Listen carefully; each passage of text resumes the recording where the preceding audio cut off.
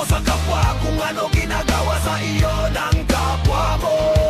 Gumiti ka sa paniwalang initi sa'yo ang mundo, balik ka at ika'y mabibigo. Wasakin ang mga taong ginagamit na sandata ang kasinungalingan. Patahimikin ang mga taong sumisira sa kapayapaan at kasayahan. Ibaon ang mga taong sumisira sa kalikasan at karagatan. Kung mga buhaya ang bumulaga sa iyo sa pagpasok sa pagpupulong, huwag imulad maging buhaya. Wawagin kanilang pagkain at biktima. Maging malinis at mabisang sandata, hanap mo sa kanila. Wagwag sa kasaysayan at may marangal na pananalita. Ikilas mo ang mga ganghay at utak mo kung nagis mapapakabuhay mo. Walang antanag na kasilip mula sa ulam sa iyo. Para nakakabakan ka, mabaralik ang mangan mo.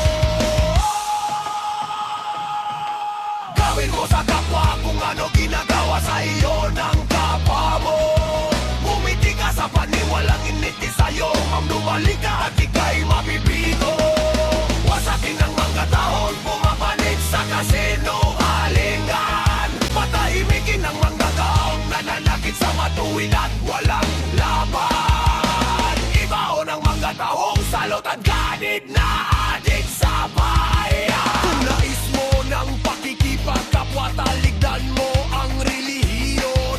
Puro pang-iikil at damang mga lamang bilan, sunugin ang simbahan. Bigyan ng sarinang respeto, wala nang katulad ng pera. Kung hindi ka natutong gumawa ng marangal na yaman. Hindi mo pinagyaman at walang halambang buhay na hirap. Ito ang realidad at katotohanan. Gawin mo sa kapwa kung ano ginagawa sa iyo ng kapwa mo. Ngumiti ka sa paniwalang initi sa'yo, ang mundo malika at ika'y mabibigo. Wasakin ang mga taong ginagamit na sandata ang kasinungalingan. Patahimikin ang mga taong nang-aapi sa makatarungan at magkabayan.